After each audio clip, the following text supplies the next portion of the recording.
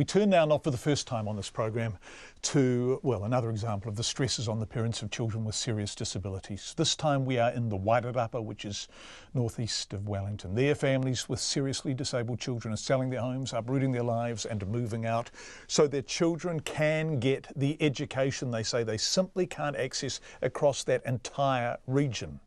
And it's not the only region in that position. And as Michelle Cook reports, the Associate Education Minister says that's not good enough and it is time for change. No primary school in the Wairarapa wants to establish a special needs school or satellite unit, and the Ministry of Education can't impose one. As a result, families with disabled children are moving out of the area to get their children into special schools, as they fear mainstream schools can't cater to their children's specialised needs.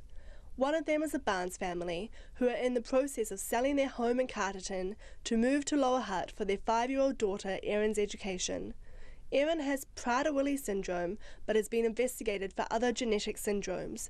She can't talk, chew or swallow, can't hold a pen and has seizures. There is only the choice of mainstreaming if we stay here. She moves the whole time. She's quite disruptive in the fact that she will wander around children and touch them the whole time. She climbs on adults. She licks everything. So although she wouldn't be standing on a table screaming and shouting and causing a disruption that way, she would disrupt the class in many, many other ways. So she needs a lot of support the entire time. That's Emily Barnes, Erin's mum, who this week has begun a daily 138-kilometre round trip to drive her daughter from Carterton to Kimiora School, a special school in Lower Hutt, while they wait for their home to sell. It's the closest special school to them. It's very, very specialised. I don't think that every teacher, this is no disrespect to teachers at all, I don't think that every teacher in a class with 30 other children has the time to deliver such a specialist, expert program to one child without there being a knock-on effect on the other 29 children. They have appealed to the Ministry of Education for a specialist school or unit in the area, a plea they say is supported by 44 other local parents, but felt they had no choice but to leave after receiving a letter from the Ministry on behalf of Minister Chris Hipkins.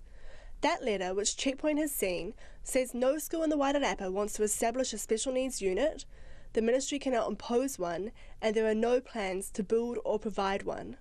It comes across as nobody wants to help these children. It is upsetting to see that 25 schools in the area don't want to help our children with special needs. And we're not talking about all children with special needs, we're talking about the ones with more complex special needs that just don't thrive in a mainstream environment. And I was really disappointed in the schools, but also disbelief and shock that their hands are tied. Sue Walters is the principal of Masterton Primary, part of the Masterton Primary Principals Cluster. She says no school in the area wants to establish a special needs school or unit because children are accommodated within mainstream schools.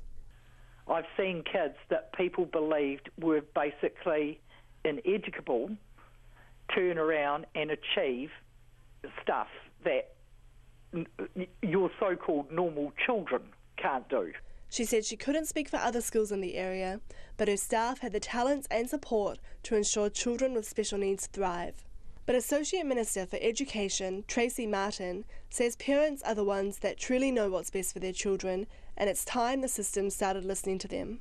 I'm not trying to take away from the educational professionals at all, but these young people have physical needs, educational needs, social needs, and so for the education system to just say to the parents about their children, actually, we know best, so we're not going to discuss it, we're not going to look at options, I think that's very disappointing. I think we'd like to move past that. We'd like to start working more closely with the parents and looking at why don't these parents have the similar choices for their children as all other children have. Tracy Martin says the Wairarapa might not need its own special school, but a satellite unit could be beneficial, but principals might be concerned it wouldn't be properly funded. We would love some more money. That's Principal Sue Walters again. Her school often has to dip into operational funds to top up teacher aid hours, as most children who meet OARS, ongoing resourcing scheme criteria only receive 10 to 17 hours a week. It would just be so good to be able to have these kids, fully covered and fully catered for. If they need to be covered, it doesn't stop at lunchtime, or it just doesn't stop at 1 o'clock when the money runs out. They have to be covered. And the problem is that other kids can be seen to be missing out. You know, no, I can't afford all the technology that I would like at my school because I'm actually spending it on some of these sorts of things. Disability Rights Commissioner Paula Tesoriero agrees with Sue Walters that work is needed to ensure all special needs children are able to access an inclusive education at their local school rather than having to attend a special school or unit. She says many children at the moment are not receiving the education they need. I agree that that is the reality for too many disabled kids in New Zealand, and, you know, looking at the stats, you know, in terms of outcomes, you know, speaks to that. I think there are a range of reasons and things that need to change. I'll be continuing to advocate for this as part of the government's 30-year vision on education, that, you know, inclusive education for disabled kids is there, and we really address this properly once and for all. The ministry says Marlborough, West Coast, Motueka, Golden Bay and Gisborne are other areas without a special school or satellite class. It is continuing discussions with Wairarapa principals on what supports are needed. For Checkpoint, Michelle Cook.